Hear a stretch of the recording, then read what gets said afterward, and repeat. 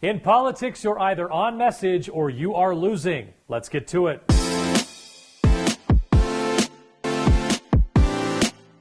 Welcome to On Message, a weekly look at where the battle lines are drawn and who is winning the war of words. This week, full of sound and fury, signifying nothing. I think that's the longest title we've had to an episode in 57 episodes, by the way. This week, former state representative Becky Edwards announced she had hit the 28,000 verified signature threshold and had secured her place on the primary ballot in Utah's Senate race. In doing so, Edwards joins fellow challenger Ali Isom, who qualified 4 days earlier, and the incumbent Senator Mike Lee, who also had sufficient signatures wrapped up and verified last week. So nearly 3 weeks before the Republican State Convention, the delegates are essentially going through the motions and collecting hats and t-shirts just for the kicks. While Lee is the heavy convention favorite, Edwards and Isom now have really nothing to lose and nothing to gain by spending a lovely spring Saturday inside a convention hall. And I've been thinking about how that changes the communication strategy for each candidate.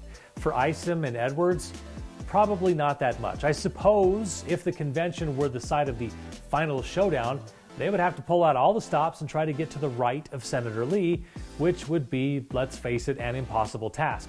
Changing delegate perception of Senator Lee in the single speech or on a single afternoon just isn't going to happen. But since they don't have to out-MAGA anyone, they can use the convention and the media coverage that comes with it as a platform to show how their brand of Republican differs from Senator Lee and use the platform as a springboard for the 9.5-week sprint to primary day. The fact that all three candidates are on the primary ballot may change Senator Lee's approach as well. He's going to win a convention, and he's still a prohibitive favorite to secure the nomination. So he needs to just throw enough red meat to fire up the base on April 23rd, but stop short of saying anything that will give the majority of Republican primary voters a reason to consider his opponents worth a good look. Essentially, go play some error-free baseball. Lee heads into convention with a public endorsement from former President Donald Trump, and he really shouldn't need anything more than that to win the day at convention. Stick to the conservative points that primary voters agree with without overly pandering to the far right of the party, and Lee can likely call it a successful afternoon.